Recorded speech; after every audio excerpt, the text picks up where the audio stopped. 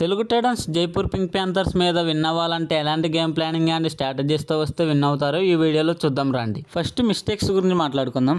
Mistake number 1 వచ్చేసి మన Telugu Titans టీంలో సబ్స్టిట్యూషన్స్ అనేది ఎక్కువగా జరుగుతున్నాయి. రైడర్స్ 3 or 4 రైడ్స్ అవుట్ అవ్వడంలోనే రైడర్ని అయితే చేంజ్ చేస్తున్నారు. సో మనం ఎగ్జాంపుల్ యూపీ యోధాస్ మీద చూసుకుంటే భరత్ వోడాని సబ్స్టిట్యూషన్గా చేశారు, మళ్ళీ తీసుకొని వచ్చారు. సో సబ్స్టిట్యూషన్ చేసి మళ్ళీ గేమ్లోకి తీసుకొస్తే ఆ ప్లేయర్కి కాన్ఫిడెన్స్ అనేది ఉండదు. మిస్టేక్ నెంబర్ 2 వచ్చేసి మన కెప్టెన్ విజయ్ మాలిక్ అయితే రైడర్స్ని ఎలా యూజ్ చేయడమో రావటం లేదు. భరత్ వోడాని 6 or 7 మెంబర్స్ ఉన్నప్పుడు హైట్ అడ్వాంటేజ్తో సింపుల్గా బోనస్ అయితే చేస్తున్నాడు. సో అలా ఆ షఫుల్లో డిఫెండర్స్ కన్ఫ్యూజ్ అయ్యి మల్టిపుల్ పాయింట్స్ వచ్చే అవకాశం ఉంది. మిస్టేక్ నెంబర్ 3 వచ్చేసి ఆశిష్ నర్వాల్ అయితే ఈ సీజన్ ఏం పర్ఫామ్ అయితే చేయట్లేదు, కంప్లీట్గా ఆఫ్ కలర్గా కనిపిస్తున్నాడు. సో ఆశిష్ నర్వాల్ ప్లేస్లో చేతన్ సాహుని తీసుకొస్తే బెటర్ అనుకుంటున్నా. చేతన్ సాహుని ఎప్పుడు యూజ్ చేసుకోవాలంటే 3 or 5 మెంబర్స్ ఉన్నప్పుడు రైడ్కి అయితే పంపించాలి. సో చేతన్ సాహులో స్పీడ్ అనేది ఎక్కువగా ఉంది. మిస్టేక్ నెంబర్ 4 వచ్చేసి విజయ్ మాలిక్ 6 or 7 మెంబర్స్ ఉన్నప్పుడు రైడ్స్ అనేది ఎక్కువగా చేస్తున్నాడు. భరత్ వోడాకి అయితే అవకాశం అయితే ఇవ్వడం లేదు.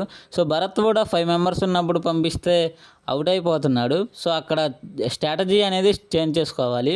మిస్టేక్ నెంబర్ 5 వచ్చేసి రైడర్స్ ఫస్ట్ హాఫ్లో పర్ఫామ్ చేస్తే సెకండ్ హాఫ్లో డల్ అయిపోతున్నారు. ఇంకా డిఫెండర్స్ విషయానికి వస్తే డిఫెండర్స్ అయితే చాలా మిస్టేక్స్ అయితే చేస్తున్నారు. ఫస్ట్ హాఫ్లో డిఫెండర్స్ అయితే చాలా మిస్టేక్స్ చేస్తున్నారు. సో లాస్ట్ 10 or 5 minutes ఉన్నప్పుడు ఫామ్లోకి వస్తున్నారు. సో ఫస్ట్ హాఫ్లో మిస్టేక్స్ చేసినప్పుడే గేమ్ మొత్తం వాళ్ళ వైపు అయితే వెళ్ళిపోతుంది. రైట్ కార్నర్లో సబ్స్టిట్యూషన్స్ అయితే జరుగుతున్నాయి. సో అలా చేయకుండా ఆడిస్తే అమన్నైనా ఆడిపించాలి, లేకుంటే అంకిత్నైనా ఆడిపించాలి. సో సబ్స్టిట్యూషన్ చేస్తే కాన్ఫిడెన్స్ పోవడం తప్పితే రిజల్ట్ వచ్చే అవకాశం అయితే కనిపించట్లేదు. సో సెప్టెంబర్ 4th జైపూర్తో జరగబోయే మ్యాచ్లో ఈ తప్పుల్ని సరిదిద్దుకొని వస్తారని నేను అనుకుంటున్నా. So winner loss always Telugu Titans. And ఇంకో విషయానికి వస్తే పీకేఎల్ స్టార్ట్ అయిన దగ్గర నుంచి ప్రతి టీంకి first captain and current captain ఎవరో చూద్దాం రండి. ఫస్ట్ టీం వచ్చేసి Jaipur pink panther first captain వచ్చేసి Navneet Gautam and current captain వచ్చేసి నితిన్ రావల్. సెకండ్ టీం వచ్చేసి బెంగళూరు బుల్స్ ఫస్ట్ కెప్టెన్ వచ్చేసి మంజిత్ చిల్లర్, కరెంట్ కెప్టెన్ వచ్చేసి అంకుష్ రాతే. థర్డ్ టీం వచ్చేసి బెంగాల్ వారియర్స్ ఫస్ట్ కెప్టెన్ వచ్చేసి నీలేష్ షిండే, కరెంట్ కెప్టెన్ వచ్చేసి దేవంగ్ దలాల్.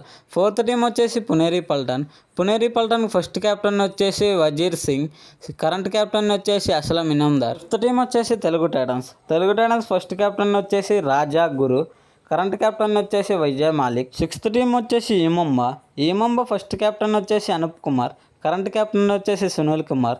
సెవెంత్ టీం వచ్చేసి Dabang Delhi KC first captain వచ్చేసి జస్మీర్ గులియా, కరెంట్ కెప్టెన్ వచ్చేసి ఆషు మాలిక్. ఎయిత్ టీం వచ్చేసి పట్నా పైరట్స్ ఫస్ట్ కెప్టెన్ వచ్చేసి రాకేష్ కుమార్, కరెంట్ కెప్టెన్ వచ్చేసి అంకిత్ జగ్లన్. నైన్త్ టీం వచ్చేసి హర్యానా స్టీలర్స్ ఫస్ట్ కెప్టెన్ వచ్చేసి సురేందర్ నాడా, కరెంట్ కెప్టెన్ వచ్చేసి జైదీప్ దహియా. 10th టీం వచ్చేసి గుజరాత్ జైన్స్ ఫస్ట్ కెప్టెన్ వచ్చేసి షుకేష్ షెడ్డే, కరెంట్ కెప్టెన్ వచ్చేసి మిస్టర్ షాదులు.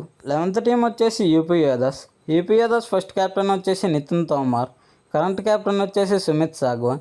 12th టీం వచ్చేసి తమిళ్ తలవాస్ ఫస్ట్ కెప్టెన్ వచ్చేసి అజయ్ ఠాకూర్, కరెంట్ కెప్టెన్ వచ్చేసి పవన్ కుమార్ షెరావత్.